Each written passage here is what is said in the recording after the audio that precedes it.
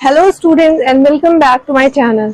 So students, today I am going to explain you a new topic and the topic is joint stock company. इस topic को हम normally company के नाम से भी जानते हैं कि कंपनी क्या होती है. सो this is the last topic of this chapter and I think ये सबसे ज्यादा इंटरेस्टिंग टॉपिक है क्योंकि यूजुअली हमें जानने की बहुत इच्छा होती है कि कंपनी कैसे बनती है, कंपनी के क्या फीचर्स होते हैं. ये लोगों में होता है कि वो जाने इसके बारे में और ये थोड़ा सा इंटरेस्टिंग टॉपिक भी है. इसके अंदर कुछ चीजें हैं जो अभी तक हमने फॉर्म्स ऑफ ऑर्गेनाइजेशन पढ़े हैं उनसे हट करके हैं. तो चलिए समझते हैं कि ज्वाइंट स्टॉक कंपनी क्या होता है. So as you can see one definition here I have written, जबकि ये definition मैंने एक normal definition लिखी है. This definition is not according to any law. तो चलिए देखते हैं क्या है ये definition.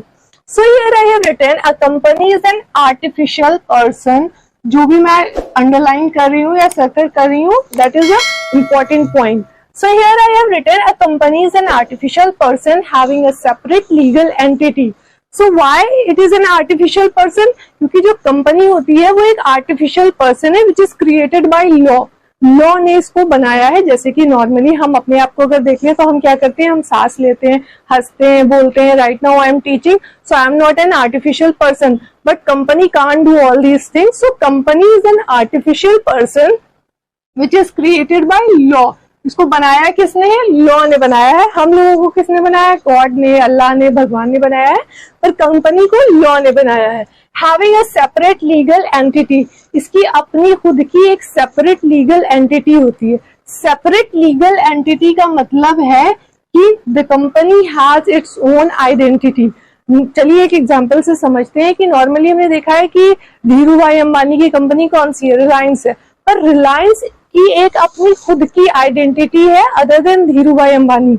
तो उसकी वो अगर if the company want to sue someone, अगर किसी के ऊपर केस करना चाहती है so the company can sue anyone on its own name. अपने नाम पे कर सकती है. उसे धीरू भाई अंबानी या अनिल अंबानी के नाम की जरूरत नहीं है. It has a perpetual succession and a common seat. These points are also important. Perpetual succession. तो इसका मतलब ये होता है कि again I will take an example. जैसे हमने रिलायंस कंपनी का एग्जाम्पल लिया है तो रिलायंस कंपनी स्टार्ट किसने की थी? Dhiru bhai has started that company and after his death his childrens are taking care of the company. अब जब वो नहीं रहेंगे तो उनकी जो नेक्स्ट जनरेशन है, उसके बाद की नेक्स्ट जनरेशन है, सो इट विल कंटिन्यू. किसी के मरने से या किसी के चले जाने से कंपनी बंद नहीं होती है. That's why it is having a perpetual succession and a common seal. What is common seal? As I have already told you that we are natural person. हमें अगर कहीं कुछ साइन वाइन करना होगा तो हम कहीं भी जाके साइन कर सकते हैं. As company is created by law, उसके कुछ हाथ पैर है नहीं तो वो कहीं जाकर के साइन नहीं कर सकती है. So for that एक इनकी common seal होती है. Seal means stamp होता है. So the company use that stamp. अगर उसे कहीं भी साइन करना होगा, कोई प्रॉपर्टी खरीदनी होगी, कुछ भी करना होगा, so for that company common seal का यूज करती है. So I hope कि आपको डेफिनेशन समझ में आई होगी. I try to explain. So let's come to the next. कुछ important points हैं जो मैंने लिखे हैं जो कंपनी के बारे में हमको जानने चाहिए. So the first point is it is managed by board of directors. अब देखिए एक कंपनी बहुत बड़ी कंपनी अगर है या छोटी भी कंपनी है तो उसके अंदर बहुत सारे लोग होते हैं. अब सारे लोग सारा काम नहीं कर सकते ना. So for the management purpose there are board of directors.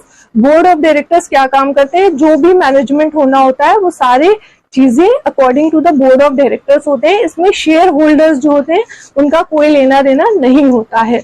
Next point is share holders are considered the owners of the company. So जो शेयर होल्डर्स होते हैं जो आकर के कंपनी में पैसा लगाते हैं और शेयर को खरीदते हैं वो असल में ओनर्स ऑफ द कंपनी होती हैं. फॉर एग्जाम्पल रिलायंस कंपनी में अगर मैंने जाकर के कुछ शेयर खरीद लिए तो मैं भी उस कंपनी की एक ओनर बन जाऊंगी, मैं भी उस कंपनी की एक मालिक बन जाऊंगी.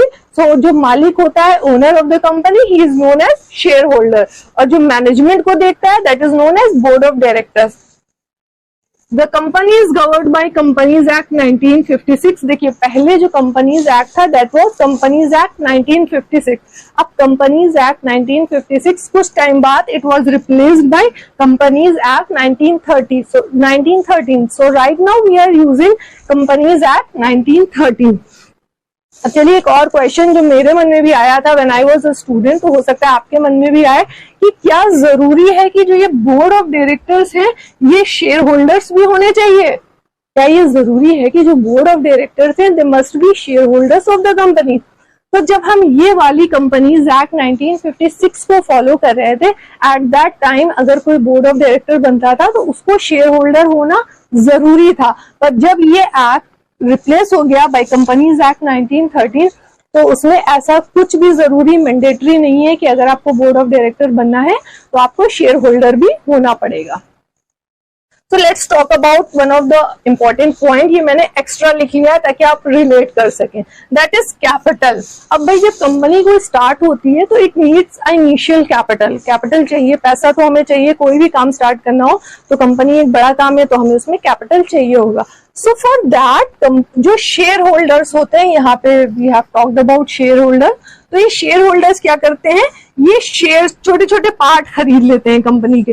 जैसे इसने 1% खरीद लिया, इन्होंने 2%, इन्होंने 3% खरीद लिया, तो इन्होंने जितना पार्ट खरीदा है, जो शेयर इन्होंने खरीदा है, so for that they have contributed some amount of money, और उससे ये कैपिटल बन जाता है कंपनी का और कंपनी रन करती है। ठीक है, so these are the points which I have explain you. ये इससे हमें और कंपनी अच्छे से समझ में आएगी कि क्या क्या चीजें कंपनी के अंदर होती हैं। So let's talk about the features. Features मैंने already यहाँ पे आपको definition में mention किए हैं. Let's take a quick revision of this topic. First one is artificial person. As we have earlier discussed that it is an artificial person which is created by law. It can sue anyone, it can be sued by anyone, और क्या property खरीदनी हो, कुछ भी खरीदनी हो तो वो अपने नाम पे कर सकता है. It is an artificial person. Next is separate legal entity. जो इसके ओनर्स होंगे, जो इसके मालिक होंगे, उसकी अपनी खुद की आइडेंटिटी होगी और कंपनी की अपनी खुद की आइडेंटिटी होगी. फॉर एग्जांपल रतन टाटा, तो रतन टाटा की अपनी एक आइडेंटिटी है और टाटा कंपनी की अपनी खुद की आइडेंटिटी है. Next one is perpetual succession. Person can come and go but company will continue to work. चलती रहेगी, वो आगे, लोग आते रहेंगे जाते रहेंगे, पर कंपनी का उस पर कोई भी इफेक्ट नहीं पड़ेगा. Next one is common seal. तो एज वी हैव डिस्कस कि कंपनी जो है उसकी आर्टिफिशियल पर्सन है, जाकर के हर जगह साइन तो कर नहीं सकती है. So for that company is having a common seal. जब भी उसको जरूरत पड़ेगी तो वो अपनी सील का यूज करती है. Next is formation. This point you can add in demerit also, क्योंकि if you compare company with other forms of business organization, formation of company is a complex type. थोड़ा सा कॉम्प्लेक्स है, उसमें थोड़ा paper work, ऐसा नहीं है कि बहुत ही डिफिकल्ट है. ऐसा होता तो कोई कंपनी क्यों स्टार्ट करता. As compare to other forms of organisation थोड़ा सा डिफिकल्ट है, इसमें थोड़ा कॉम्प्लेक्स प्रोसीजर होता है, थोड़ा वर्क ज्यादा होता है. So you can write formation point in demerit also. Next one is control.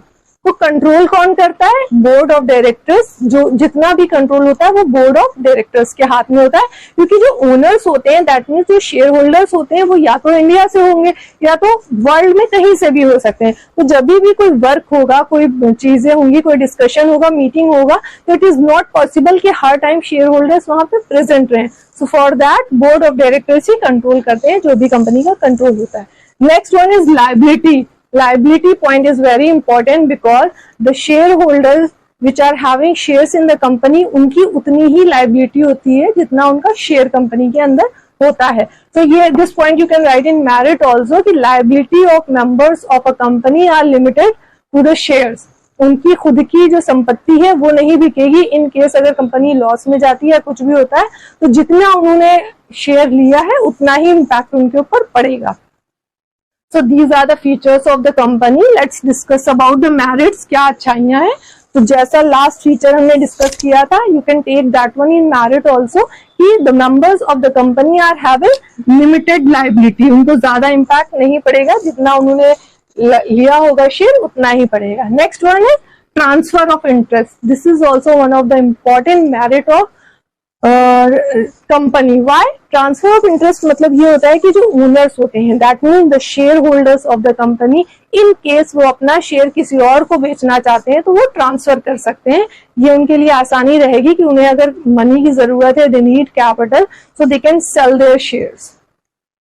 Next one is perpetual succession. कोई आए जाए मर जाए, या कि इन केस किसी की इतनी तबीयत खराब हो जाए कि he is not able to continue, तब भी उसका कोई भी नेगेटिव इम्पैक्ट कंपनी के ऊपर नहीं पड़ेगा। जैसे कि सोल प्रोप्राइटरशिप से अगर आप कंपेयर करेंगे तो सोल प्रोप्राइटरशिप में अगर जो प्रोप्राइटर है इनकेस उसकी डेथ हो जाती है या उसका एक्सीडेंट हो जाता है तो उसका इम्पैक्ट उसकी ऑर्गेनाइजेशन पे पड़ेगा। बट हियर उसका, इसमें अगर किसी की डेथ भी हो जाती है, ल्यूनेसी हो जाती है, कुछ भी हो जाता है, तो उसका इम्पैक्ट बिजनेस के ऊपर, कंपनी के ऊपर नहीं पड़ेगा। Okay, next one is greater resource. As the members are more so there will be a greater resource. Capital के मसले भी उनके पास रिसोर्स ज्यादा होगी। मैनेजमेंट के लिए they have an individual team who is taking care of the management activities. तो वो सारे स्किल्ड लोग होंगे जो कंपनी के अंदर होंगे। अगर हम other forms of business organisation से कंपेयर करें तो कंपनी हैव मोर रिसोर्स और you can say larger resource. So this is the explanation of the chapter. I hope आपको आज समझ में आया होगा। अगर समझ में आया है तो please like my channel and share it with your friends also. Okay, so bye everyone and take care.